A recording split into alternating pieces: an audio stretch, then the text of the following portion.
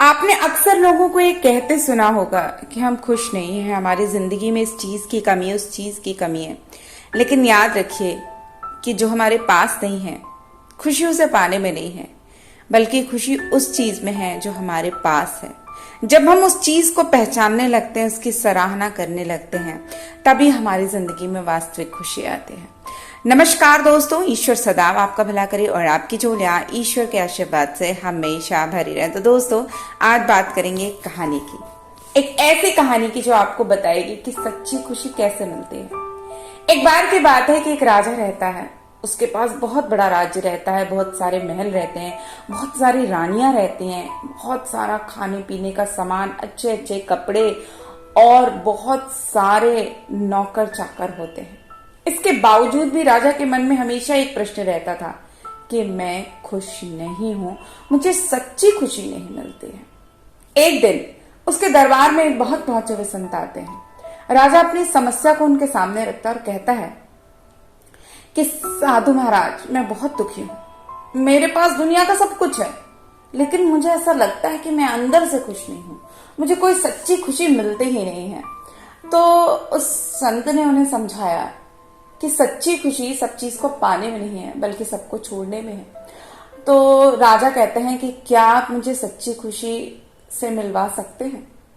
तो संत कहते हैं ठीक है, मैं तुम्हें मिलवा दूंगा, लेकिन उसके लिए तुम्हें सब कुछ अपना छोड़ना पड़ेगा जो कुछ तुम्हारे पास है। राजा इसके लिए तैयार हो जाता है। तो संत उससे कहते हैं कि अगले दिन तुम्हारे पास जितना भी धन दौलत संपदा है, उसको तुम मेरे पास लेके आ जाना। अब राजा क्या करता है कि अपने नौकर चाकरों से कहकर बहुत बड़ा एक गठरी बनवाता है, जिसमें वो अपने सारे हीरे जवाहरात गहने रखवा देता है और एक गाड़ी लेकर उस संत के पास पहुंचता है। जब उस बैलगाड़ी को वो संत देखते हैं तो वो राजा से पूछते हैं कि इसमें क्या है। तो राजा कहते हैं कि इसमें वो सारे हीरे जवाहरात, सारी चीजें हैं जो मेरी थी, वो मैंने इसमें डाल दी है, अब मेरे पास कुछ भी नहीं है। तो संत कहते हैं सच बताओ, अभी भी तुम्हारे पास कुछ है क्या?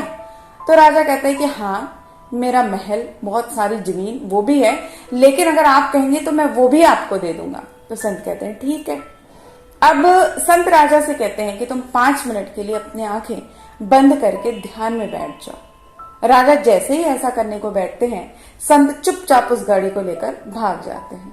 5 मिनट बाद जब राजा अपनी आंखें खोलते हैं और संत को वहां नहीं पाते हैं, तो वो गुस्से में आग बबूला हो जाते हैं, क्योंकि अब उन्हें खुशी की तलाश नहीं है, अब उन्हें उस संत की तलाश है, जो कि संत भी नहीं है, एक चोर है।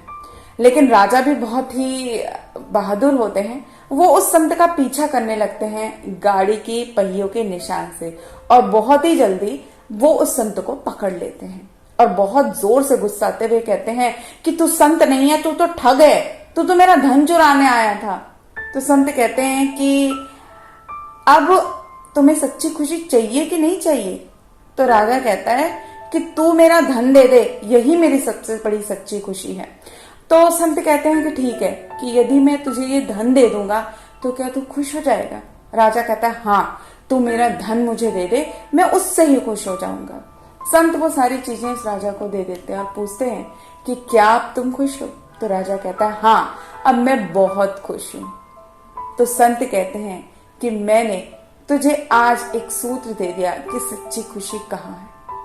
सच्ची खुशी इस बात में नहीं है कि हमारे पास क्या नहीं है, सच्ची खुशी इस बात में है कि हमारे पास क्या क्या है, हम उस चीज से कितना संतुष्ट हैं, कितना खुश हैं।